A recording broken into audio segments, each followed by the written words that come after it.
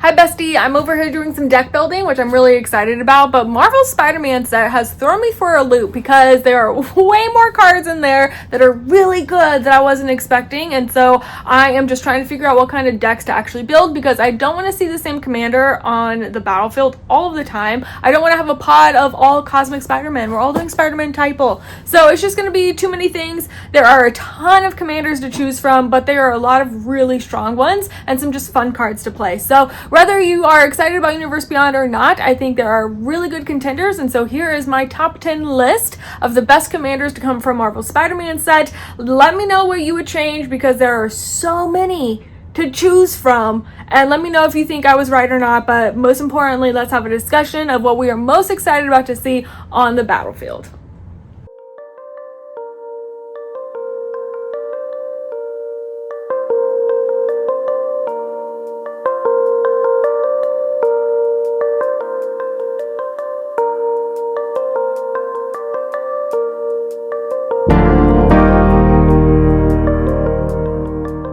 Alright, so like I said, there are way too many commanders to choose from. If you go onto Marvel's Spider-Man set on Scryfall and you look for the type of legendary, yes, the legendary artifact Soulstone does pop up. That's technically one of these. However, the rest of these are legendary creatures, of which there are 60.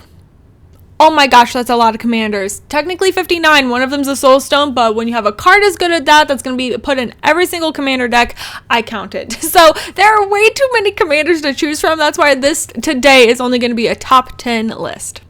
Alright, so when we talk about ranking commanders, there are going to be all kinds of different scenarios of why you rank a commander differently than I do. I am not a CEDH player. I am not a super competitive person. I very much enjoy winning, and I want my deck to do the thing. I want it to pop off. I want to synergize. I want to win. So that's still part of this, but I do enjoy my games being different every single time. I like chaos. I like jank. So anything that's just fun, because this is a game, is what's important to me. I'm trying to put my bias to the side so that we're really focusing on what any type of player would enjoy playing. So there are a lot of other legendary creatures here for this set that are really good, but I just didn't include them. So hopefully I will not be biased in my picks here, but I'm just really excited to talk about these 10. Alright, so starting off at number 10, I'm a little anxious to say, is a mono blue commander. We have Lady Octopus, Inspired Inventor. She only cost 1 blue mana. So having a turn 1 commander, oh my gosh, that is so strong. And you're mono blue, so you're absolutely disgusting, and I hate you. But she is really strong, really good, and she really lines up, even though she is Lady Octopus, she's from Spider-Man, she really lines up with a lot of the, like, all you mono blue players are playing Urza. You're doing artifact stuff. You're doing Rhystic Study. You're drawing all the cards. You're popping off with Thopters and Mirrors. I mean, it's just bonkers over there. So there's a reason you have all the hate coming at you. But Lady Octopus, even though she is a Universe Beyond thing, I think that she really lines up with what Mono Blue is trying to do with all these Urza decks anyways. She is a 0/2 human scientist villain. Whenever you draw your first or second card each turn, put in an ingenuity counter on Lady Octopus. You can then tap her and cast an artifact spell from your hand with mana value less than or equal to the number of ingenuity counters on Lady Octopus without paying its mana cost.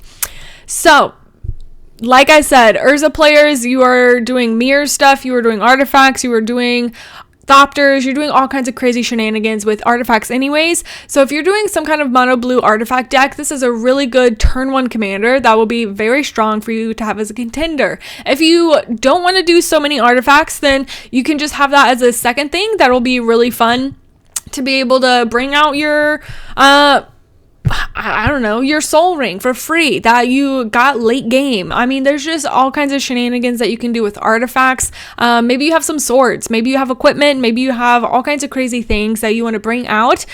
This just helps you do that. And so even if you're not focusing on like artifact creatures, there's still a lot of synergy that can happen with Lady Octopus, and you're drawing all kinds of cards anyways because you're mono blue, you're playing draw spells. You need to have draw spells in your deck anyways, but if you're playing Rhystic Study and all the things that give you hate, might as well get some more draw off of it from your commander. So pretty good. She's a 0/2. Maybe it's a Butts Matters Dex just for some fun shenanigans. But I think she's really strong at number 10 as a 1 CMC commander.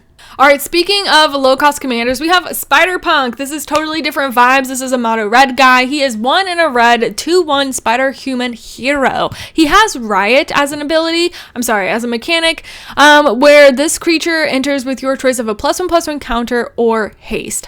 I really liked Riot. I think it is a really fun flavor thing that we can do, and so being able to have the options, your girl likes options, and so I think that's just really fun, being able to figure out if you want to go the more hasty route with all of your red hasty, let's do combat damage as quickly as possible shenanigans. Perfect.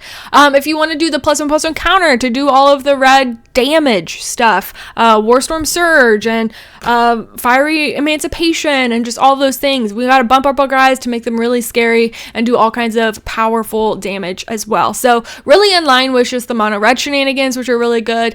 This again is other spiders you control have Riot. So if you just want to go into the typal synergy of things, that's an option, but that's not necessary. The rest of this is why I have it at the top 10 list. Spells and abilities can't be countered. Damage can't be prevented. Both of those are insanely strong, and no matter what kind of pod you're in, they're just going to absolutely bring so much hate, but it's just going to help the game move more quickly with allowing spells and abilities not being able to be countered. The game's just going to progress the way that it should, and so ultimately, hopefully, this is just going to help you have time for another game, which is really fun, and damage can't be prevented. So again, all the damage is going to go through. It's going to be scary. We love it. We love mono red shenanigans. My little puppy is hanging out down there. Don't mind him. His name's Milo. He's a cutie. All right, at number 8, we have Agent Venom, staying in line with the monocolored commanders. This guy's good. He is a 2/3 flash menace symbiote soldier hero. He only costs 2 and a black, which is still not that bad. But this is really exciting as a mono black commander. We have whenever another non-token creature you control dies, you draw a card and lose 1 life. I think this would be a cheeky little commander to have as like a secret Relentless Rats deck, or doing something where you're just having the board go wide and we are sacrificing those creatures either to Ashnod's Altar or whatever kind of other things you want to do to be able to get more card draw here. And if we are losing life, that is a-okay. We are in a mono black deck, so we are using life as a resource. Totally fine. I think that he is really fun, has a lot of options here. I think there are definitely ways that you can build Agent Venom to just be a good card draw engine for your mono black deck. So how exciting is that? Really good contender here. All right, at number 7, how could I not mention Cosmic Spider-Man? I love the idea of 5-colored commanders. I think it is so fun to build 5-colored commanders, and there aren't enough of them. So getting a new one here is really exciting for Marvel Spider-Man. He only costs Wooburg as a 5/5 spider human hero with flying, first strike, trample, lifelink, haste. At the beginning of combat on your turn, other spiders you control gain flying, first strike, trample, lifelink, haste until end of turn. It's a typal commander, which honestly, if you're doing 5-color stuff, this is a really good introduction to new players for 5-color stuff, where you are having the synergy of a typal deck. If we are kindred and having kindred creatures, then they are just building off of one another. Every single thing we play is going to synergize, and it just is ultimately going to be an easy to understand 5-color deck. And so I think this is really a good contender here. Even if you don't want to do spider typal stuff, you can do changelings, you can do slivers, you can do all kinds of weird things with this guy. And having the flying first strike, trample, lifelink, haste is crazy. So I'm really excited about Cosmic Spider-Man. I think he's a very fun 5-color commander and coming in strong at number 7. All right, finally, we have a beautiful panel frame here. Spider-Woman, Stunning Savior, is coming in at number 6. She is 1 in either a white or blue as a 2/2 spider human hero. She also has flying and Venom Blast, which is artifacts and creatures your opponents control enter tapped. I don't know about you, but coming off of sets like Innistrad Remastered, we got Ether Drift especially, we have a bunch of artifact stuff happening in Edge of Eternities. I mean, there's just a bunch of crazy stuff. Final Fantasy, oh my gosh, these decks are getting out of control. Even if you're not an Urza player, just artifacts are everywhere. And so it's getting really scary out there, and we know that creatures are really strong anyway. So if you're a Thalia girly, then just as your best friend, Spider-Woman, Stunning Savior. And so I'm really excited to be able to have a more control-focused deck. Obviously, she's doing control. She's Azorius. She is doing white-blue shenanigans.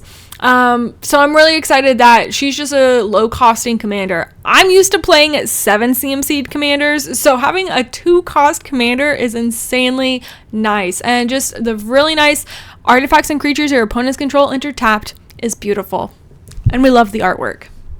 Alright, coming in at number 5 is one of my all-time favorite commanders from this set. She is so good. Gwen Stacy, Ghost Rider. I was trying so hard not to put her up higher because I think she's very strong, but I know I am totally biased towards Gwen Stacy. So, Gwen Stacy is a flip commander where we have a new rule for commander in this Spider-Man set, and that is traditionally flip cards like this you have to use the transform cost in order to play the other side. There is a face, and that is designated by the 1 triangle next to Gwen Stacy's name on the left, and then once you transform it, that is designated as the 2 triangles on the left of the name Ghost Spider. And so we can see that there is a correct way of playing the card first and then transforming it. However, they did deem this new rule where you are able to cast for the CMC'd the Ghost Spider, the back of the card, just out of the gate. So if this is in the command zone and I just want to play Ghost Spider instead, then I can just go ahead and wait to cast it for that CMC, which is 2, a blue, red, white. And then I just go ahead and have Ghost Spider. But I think this is really nice as a commander, not only because of the CMC options. If I want to turn 2 Gwen Stacy so I can have a creature out of the gate getting synergy, it's really nice. The transform cost is only the exact same as her Ghost Spider ability. Her Ghost Spider CMC. And so having the option of switching it over is really nice. But if you're having just too many things happening, waiting for Ghost Spider so that you can play all your mana dorks in the beginning is going to be really, really nice. So I love Gwen Stacy here. She's very fun as a flip commander. Play whichever side you want, but her front of Gwen Stacy says she is a human performer hero for 2/1. When Gwen Stacy enters, exile the top card of your library. You may play that card this turn for as long as you control this creature. I'm sorry, I said that wrong. You may play that card for as long as you control this creature. Not this turn.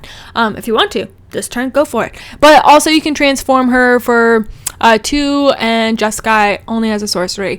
This is a really fun exile Atali, doing all kinds of shenanigans with casting things other than from your library. I've never done exile stuff. I really like Inti, and so being able to play Inti, Atali, those kinds of things, and Gwen Stacy is super fun. I also want this to be a secret Zinnia deck. Zinnia gives everything offspring, and so I'm really excited about that. So making sure the legendary rule doesn't apply, which is super easy to do, I think is a really good contender. But also Ghost Spider is a flying vigilance haste. Whenever you play a land from exile or cast a spell from exile, put a +1/+1 counter on Ghost Spider. Remove 2 counters from Ghost Spider, exile the top card of your library, and you may play that card this turn. So again, the higher CMC on here makes sense because you get more actions. It is a really fun card. I think she is a huge contender at number 5, and you definitely don't want to overlook Gwen Stacy. All right, number 4, we have the absolutely astounding Anti-Venom Horrifying Healer. He is a mythic that costs 5 white pips.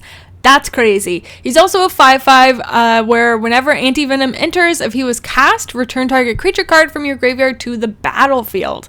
If damage would be dealt to Anti-Venom, prevent that damage and put that many +1/+1 counters on him.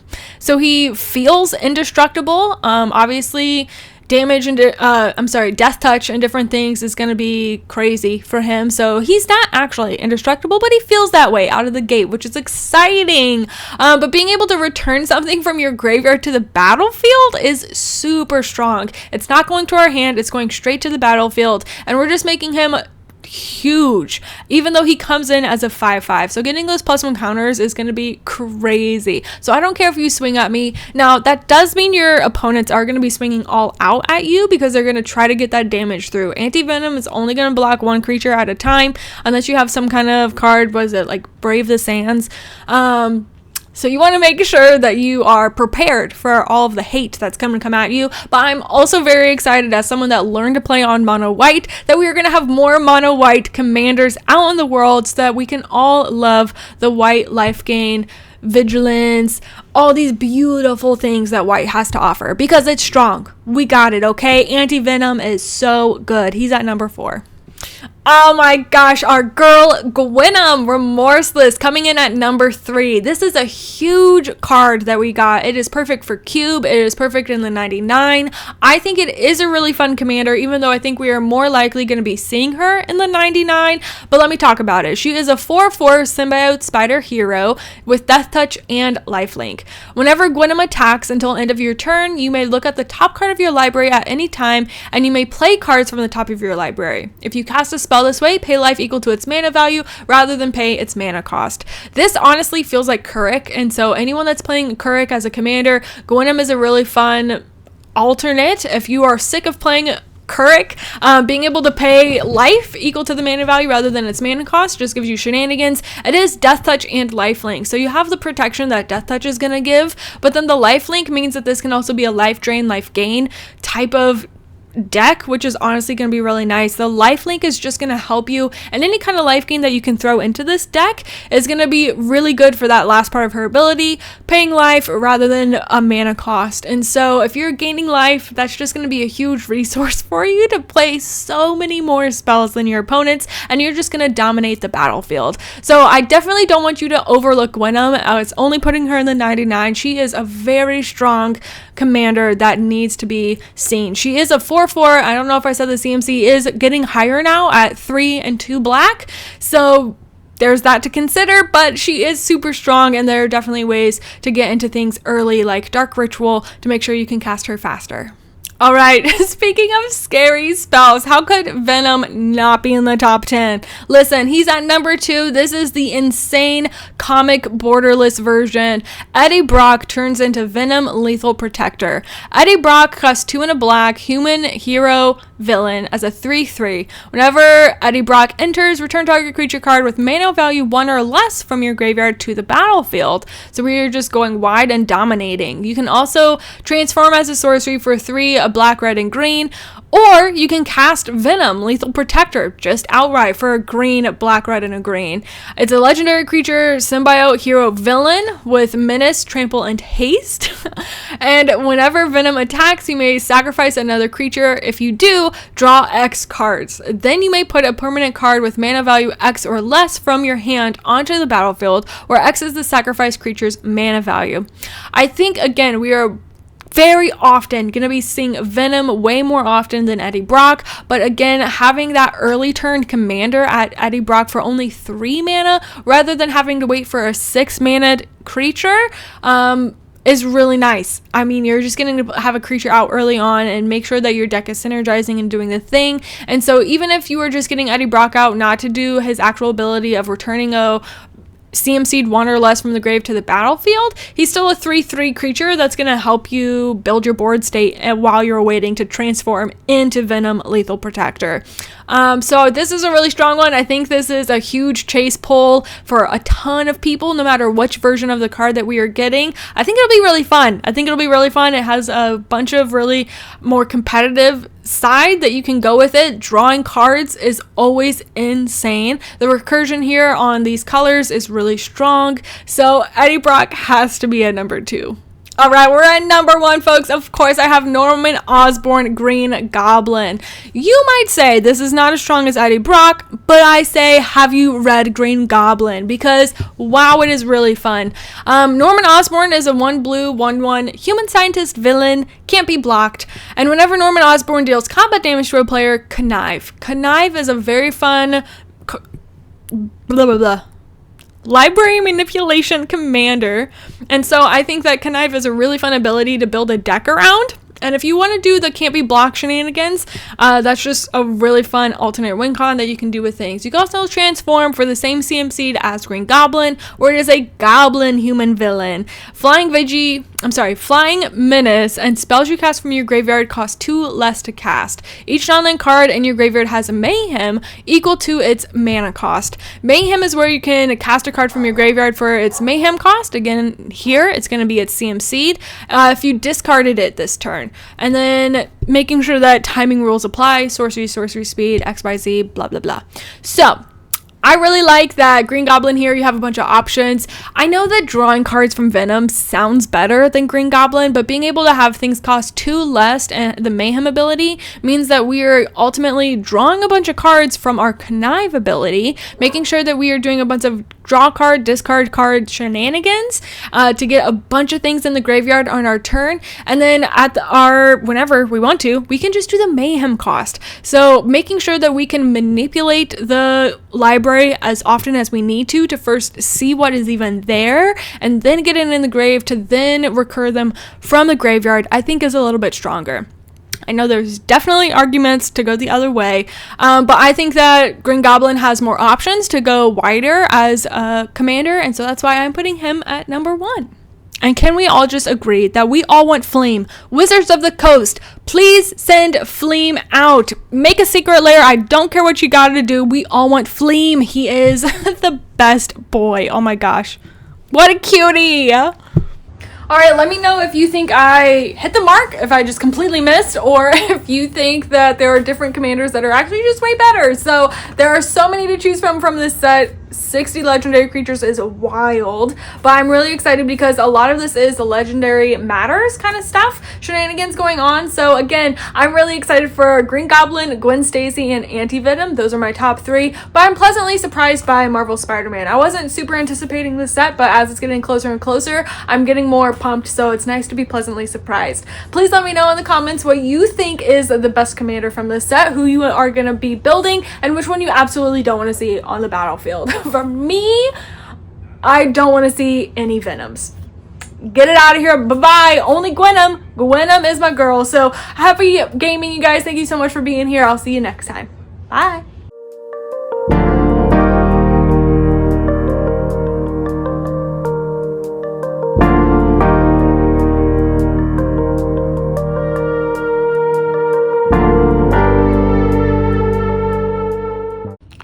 And this is a puppy.